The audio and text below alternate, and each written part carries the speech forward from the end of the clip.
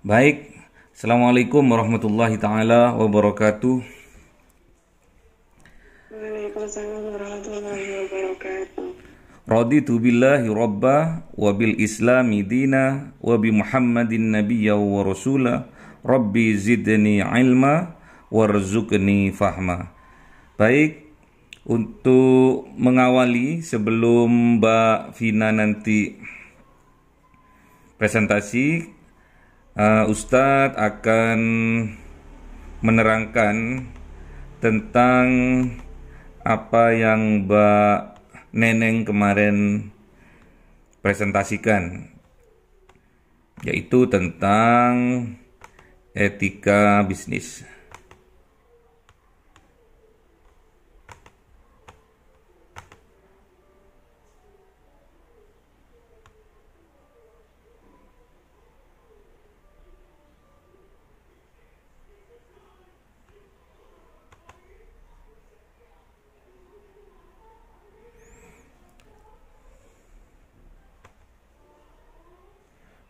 Baik, kemarin sekilas sudah dipaparkan oleh Mbak Neneng dengan luar biasa, cukup tegas, tapi perlu untuk selalu berlatih agar apa yang kita sampaikan mudah dipahami oleh yang mendengarkan atau yang menonton atau yang menyaksikan. Dan juga harus sering-sering kita itu membaca berulang-ulang agar apa yang belum kita pahami secepatnya untuk ditanyakan biar paham. Baik, pengertian etika ini berasal dari bahasa Yunani kuno, yaitu etikos, yang berarti timbul dari kebiasaan. Secara definisi etika, yaitu seperangkat prinsip moral yang membedakan mana yang baik dengan yang buruk. Itu secara otomatis.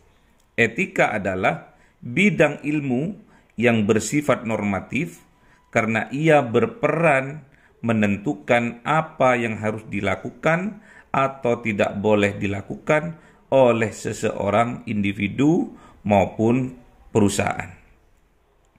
Jadi punya etika.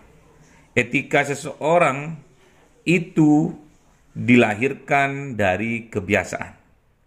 Jadi etika, tingkah laku atau karakter dari seseorang itu dihasilkan dari kebiasaan, dari pola hidup kita. Jadi Anda kalau etikanya baik, berarti mulai dari kecil udah dibiasakan hal-hal yang baik. Jadi kebiasaan yang kita lakukan itu menjadi habit, akan menjadi habitat. Kok habitat? Kayak ini aja. Biar nggak tegang ya. Masa kuliah tegang ya. Kita ini mau menjadi seorang bisnismen muslimah yang patut dibanggakan oleh Rasulullah. Jadi kebiasaan itu, habit itu akan melahirkan karakter atau tabiat. Kalau sudah tabiat, ini sebuah kalau tabiatnya baik, alhamdulillah. Tapi kalau tabiatnya itu jelek, ini sebuah penyakit. Tabiat, ya. Beda dengan batuat, ya. Kalau batuat cuma dikasih komik. Kalau tabiat, ini sulit untuk merubah kalau memang tidak dapat petunjuk dari Allah. Jadi harus dibiasakan sebagai seorang calon atau sekarang sudah berproses menjadi seorang pengusaha muslimah, harus dibiasakan. Kita belajar dalam memanage yang sesuai dengan tuntunan atau syariah, tuntunan keislaman. Jadi harus dibiasakan mulai sedini mungkin, mulai dari kanak-kanak, remaja, dewasa, Toh nantinya setelah mencapai kedewasaan yang sempurna itu sekitar umur 40 tahun. Ingat-ingat ya, kedewasaan, kesempurnaan, kedewasaan itu batasnya adalah umur 40 tahun. Jadi kalau Anda tabiatnya pada saat umur 40 tahun itu baik, kecenderungannya 41 ke atas itu akan baik. Kalau tabiatnya dalam umur 41 masih tetap jelek, itu kecenderungannya selanjutnya akan kehidupannya akan jelek. Jadi ukuran kedewasaan itu pada umur 40 tahun. Jadi jenengan Anda sekarang masih umur belasan ya, 18, 19, 20, ada kemarin yang 23, itu masih separuh lagi perjalanan untuk mencapai kedewasaan. Jangan sampai umur kita yang tua tidak mencerminkan kedewasaan kita ya. Dalam juga berbisnis ada juga kedewasaan dalam berbisnis. Apa itu? Ya etika ini. Jadi kita punya aturan, kita punya etika, kita pakai nurani. Kalau seorang yang beriman, seorang muslim, pasti yang jadi ukuran adalah hati nuraninya. Jangan sampai tatkala kita membuka usaha, minimal jangan samalah dengan tetangga kita. Usahanya boleh, sama-sama usaha, tapi usahakan cari sumber penghasilan atau sumber usaha yang berbeda dengan tetangga. Ini kalau masih lingkup di lingkungan ya, di lingkungan perumahan atau di lingkungan kampung kita, usahakan yang beda. Kalau tetangganya jual rujak, sampean Anda jual bakso gitu ya. Jangan sampai sama-sama jual rujaknya nanti ya. Jadi biar persaingannya sehat. Kita itu nggak pingin misalkan sama-sama jual rujak nih, terus tetangga kita nggak laku, kita yang laku, itu namanya zalim ya. Nggak boleh kita punya niatan yang dari awal ingin menyaingi tetangga kita ya. Itulah etika. Terus etika tatkala dibenturkan dengan bisnis itu menghasilkan problem, menghasilkan sebuah masalah.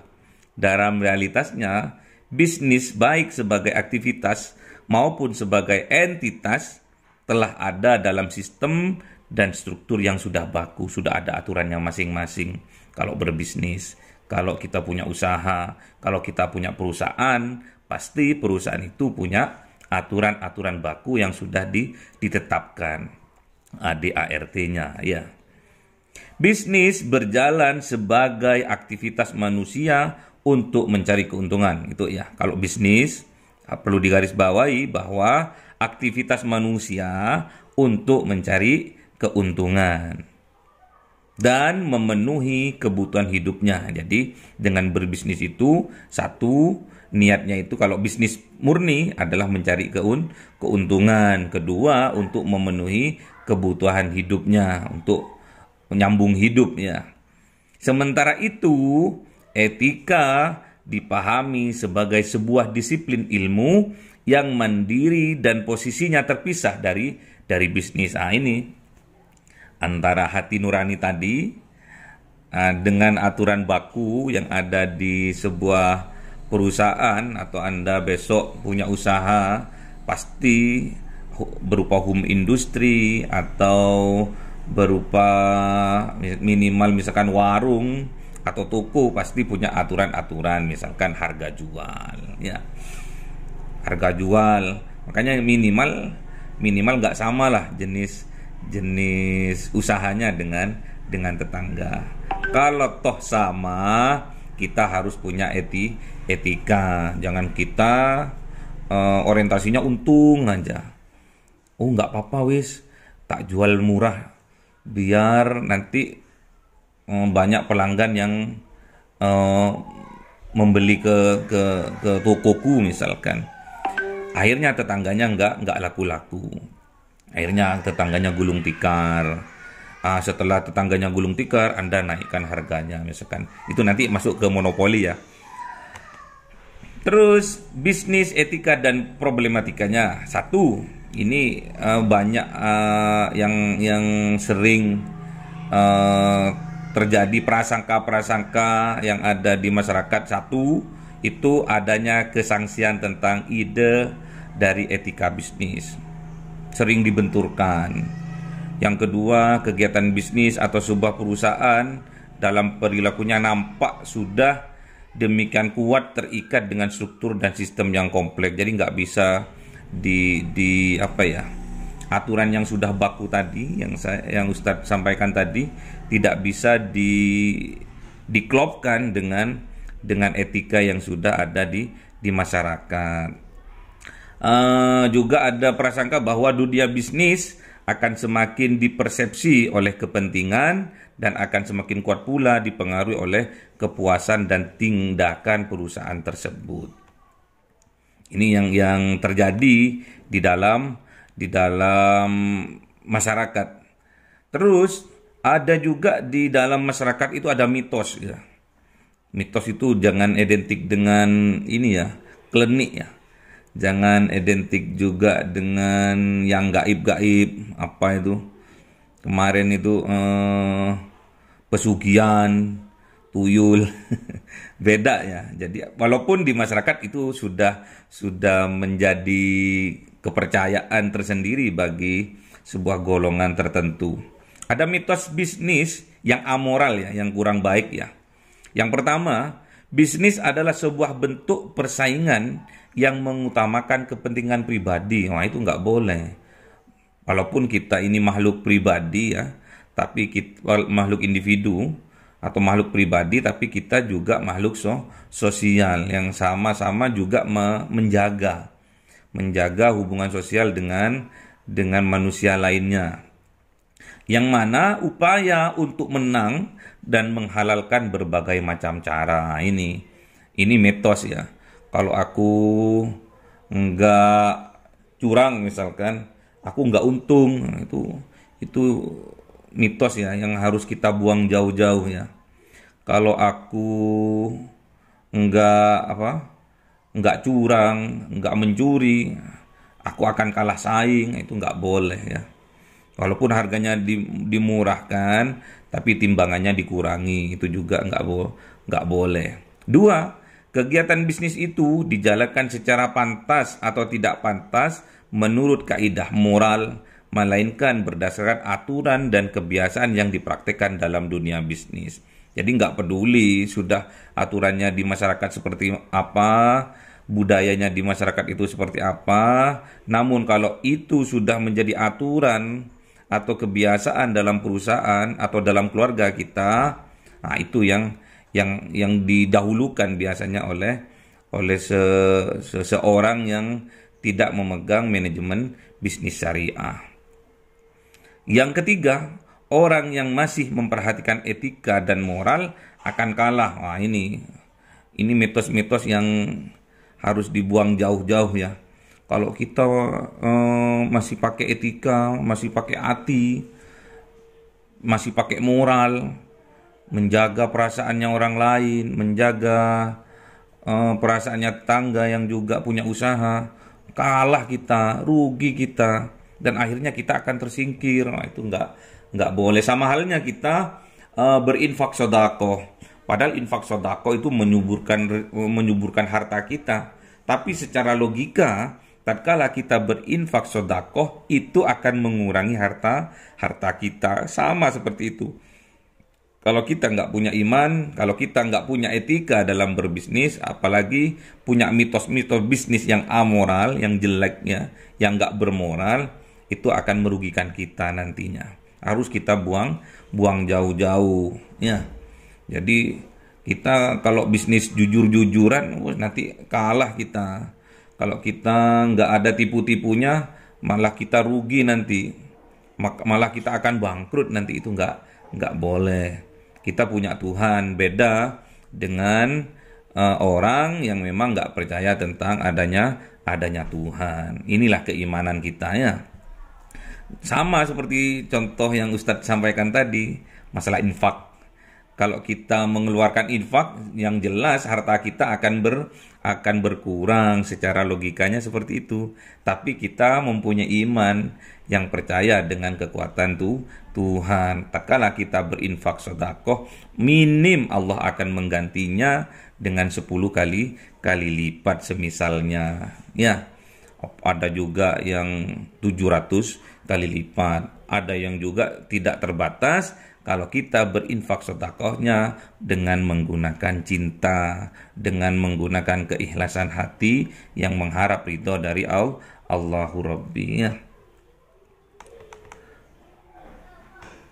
Terus, untuk menangkal itu ada namanya kontra argumen. Jadi di sini Ustadz contohkan 2 aja. Jadi orang-orang yang berbisnis di samping mempertaruhkan barang-barang yang diperdagangkan, juga mempertaruhkan dirinya, nama baiknya, seluruh hidupnya, keluarganya, nasib karyawannya, juga nasib keluarganya karyawannya, dan juga nasib manusia pada umumnya. Ini yang dipertaruhkan. Jadi nama baik, citra itu harus betul-betul dipertaruhkan. Jadi jangan sampai kita setelah berjalan bisnisnya bagus, misalkan bisnis bakso, misalkan ya. Bisnis bakso enak, udah terkenal, kok dilala di dalamnya ada daging tikusnya gitu ya.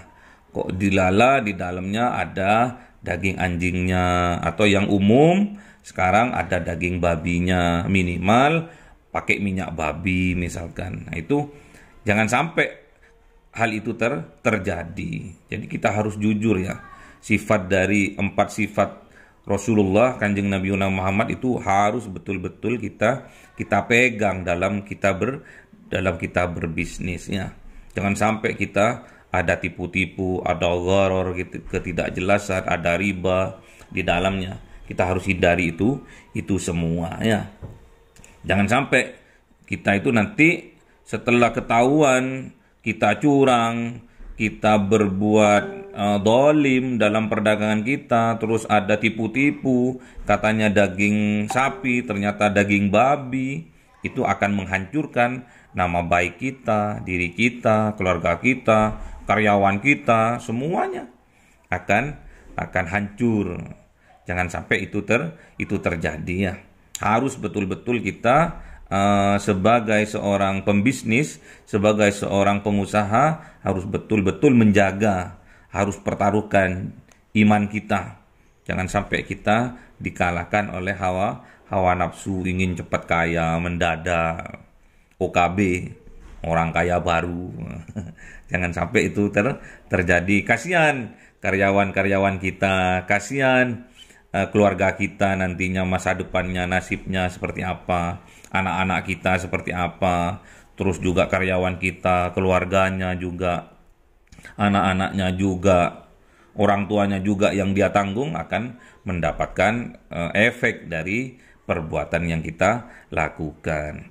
Terus yang kedua, bisnis adalah bagian dari aktivitas yang penting dalam masyarakat. Iya, memang nggak bisa dipisahkan bisnis dengan masyarakat. Sehebat apapun kita juga butuh masyarakat. Sebagai produsen, kita butuh konsumen. Kalau kita produksi nggak ada yang beli, mustahil. Ini tugasnya ya. Tugasnya nanti ini di UTS ya, ujian tengah semester, Anda harus bisa menghafal di dalam Al-Quran saja. Harus bisa menghafal apa itu bisnis menurut Al-Quran, dan dijelaskan ya terjemahannya itu ya, arahnya kemana. Terus yang kedua, etika menurut Al-Quran itu apa, dan dijelaskan. Sampai juga udah siap-siap, nggak usah nyari-nyari lagi, sudah siapkan aja mulai dari sekarang. Tatkala UAS, tinggal Anda nanti pilih ayatnya yang mana yang perlu disampaikan. Ya, tolong dicatat Tugasnya Anda, tugas ya, nanti UTS ya, tatkala UTS, tatkala kita 8 kali pertemuan ya, nanti ada UTS dan tidak keluar dari tugas ini. Satu, bisnis menurut Al-Quran dan tolong dijelaskan.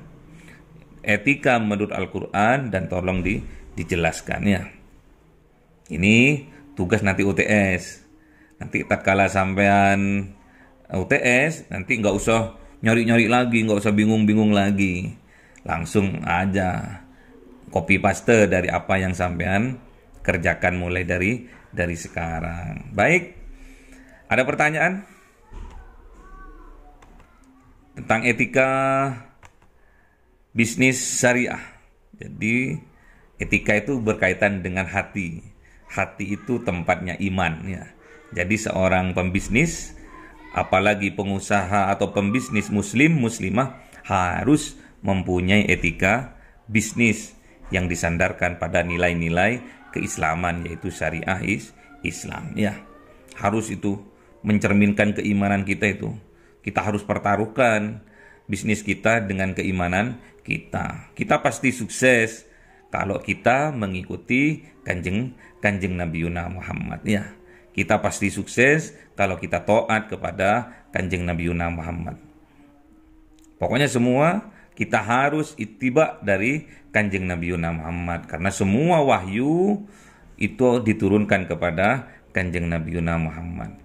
Dan kita sebagai umatnya kanjeng Nabi Muhammad, perlu digarisbawahi sekali lagi, pasti sukses asalkan kita mengikuti kanjeng Nabi Muhammad. Jadi sukses itu sama Abuya Mahfud Sobari, pengasuh sekaligus pendiri dari Pondok Pesantren Riyadul Jannah, itu beliau mengistilahkan, menggambarkan bahwa kesuksesan itu dilambangkan dengan surga ya.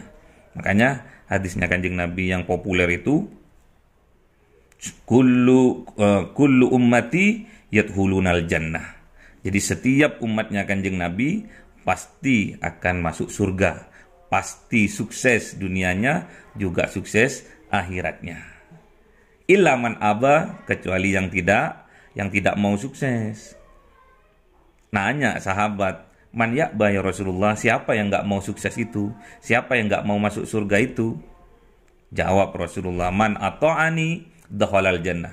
Siapa yang taat kepadaku pasti sukses, pasti masuk surga.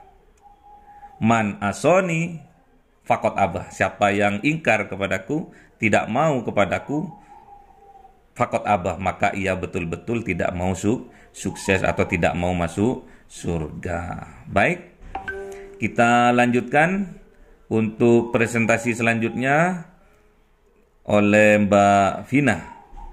Saya keluarkan dulu slide-nya.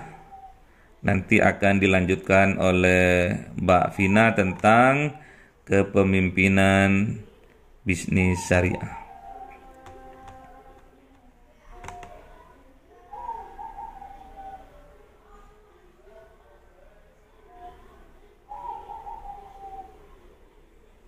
Silakan.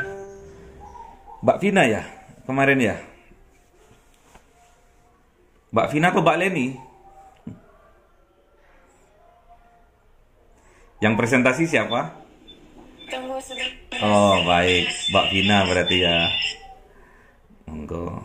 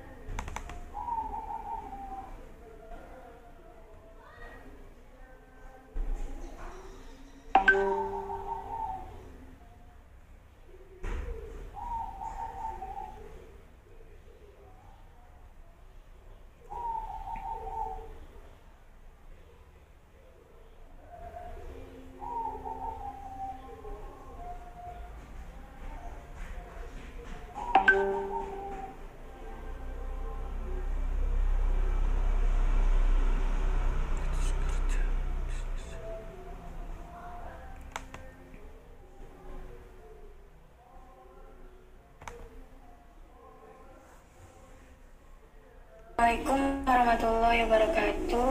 Waalaikumsalam warahmatullahi wabarakatuh. Mohon maaf Ustaz, tadi ada sedikit masalah.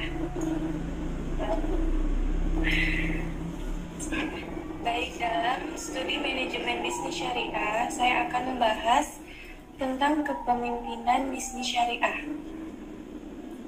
Yang pertama akan dibahas adalah pengertian kepemimpinan.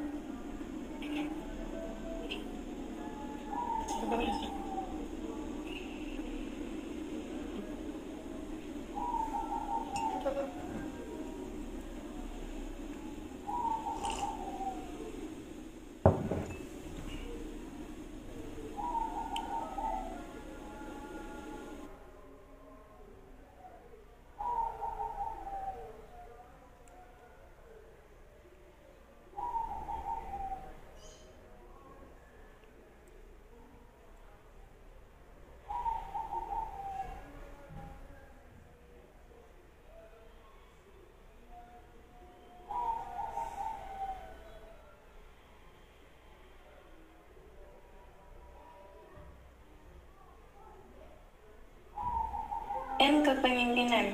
Kepemimpinan adalah sebuah kemampuan atau kekuatan di dalam diri seseorang untuk memimpin dan memengaruhi orang lain dalam hal bekerja, di mana tujuannya adalah untuk mencapai target yang telah ditentukan.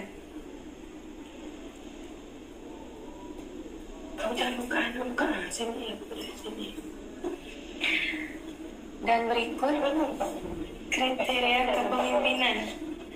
Tentunya setiap pemimpin bisnis perlu melengkapi dirinya dengan kriteria berikut. Di antaranya, dikenal dan dicintai, melayani dan aspiratif, bermusyawarah, memiliki pengetahuan dan kemampuan, memahami kebiasaan dan bahasa, karisma dan berwibawa, konsekuen dengan kebenaran, bermuamalah dengan lembut, selalu ingat dengan muraqabah, tidak membuat kerusakan dan mendengarkan nasihat. Berikut adalah membangun karakter pemimpin. Dalam membangun karakter pemimpin harus melalui 4 tahapan berikut. Yang pertama, integrity, loyalty, professionality, dan spirituality.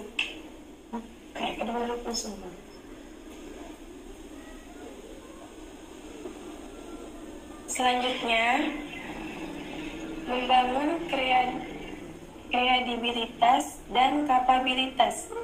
Ada beberapa hal penting yang harus dilakukan, di antaranya yang pertama adalah mengutamakan akhlak, kemudian yang kedua mengutamakan pembelajaran, yang ketiga mengutamakan pelayanan, dan yang keempat mengutamakan silaturahmi kemitraan.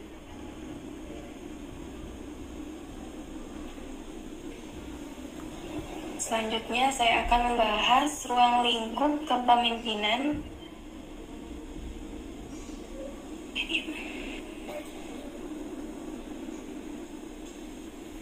Di antaranya yang pertama adalah kemampuan manajerial, yang kedua kemampuan teknis, dan yang ketiga kemampuan strategi. Baik, setelah saya menjelaskan mengenai kepemimpinan, selanjutnya bagaimanakah proses pencapaian tujuan perusahaan yang dilakukan oleh seorang pemimpin. Mari perhatikan penjelasan berikut ini. Berikut ini adalah gambar mengenai proses pencapaian tujuan perusahaan. Seorang pemimpin harus memiliki motivasi yang kuat dan juga kemampuan, yaitu kemampuan manajerial, kemampuan teknis, kemampuan interpersonal, dan strategis.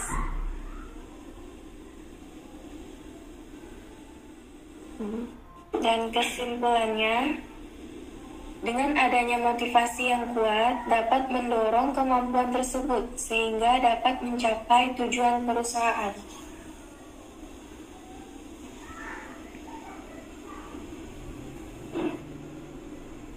Sudah, Ustaz? Sudah. Baik. Sudah. Baik, luar biasa sekali. Terima kasih. Mbak Vina, mungkin ada teman-teman Mahaputra atau Mahaputri yang belum paham, mau ditanyakan langsung kepada Mbak Vina, dipersilakan, tentang kepemimpinan bisnis syariah.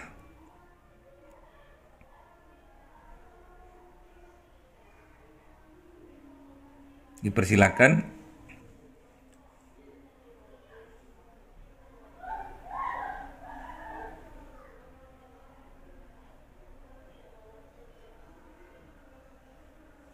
Ada yang ditanyakan?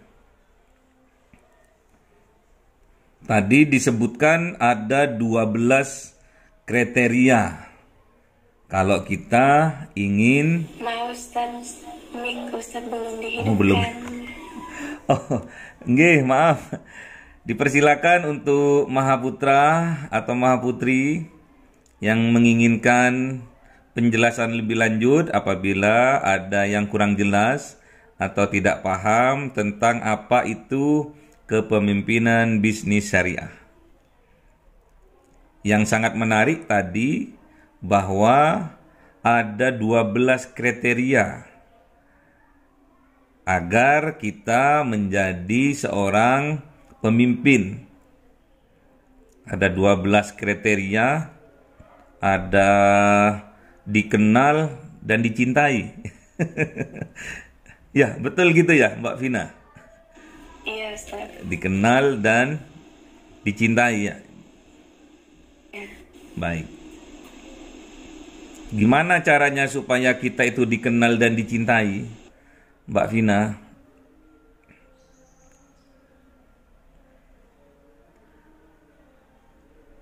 Caranya gimana supaya kita itu dikenal dan dicintai? Harus jadi artis dulu atau gimana itu?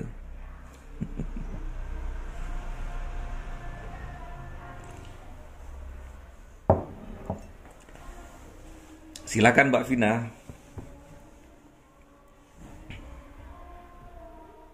Mungkin bersikap ramah, Ustaz.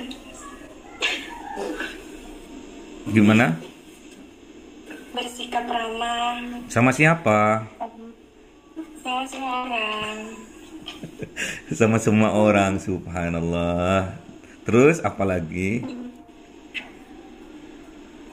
Menjaga perasaan orang lain. Oh, ini kayaknya cinta-cintaan ini kayaknya. Oh, udah ya.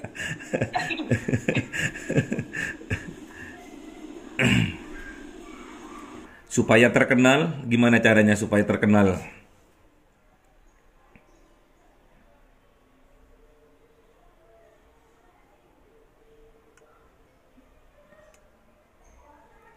Supaya Dari kebaikan kita dengan orang lain.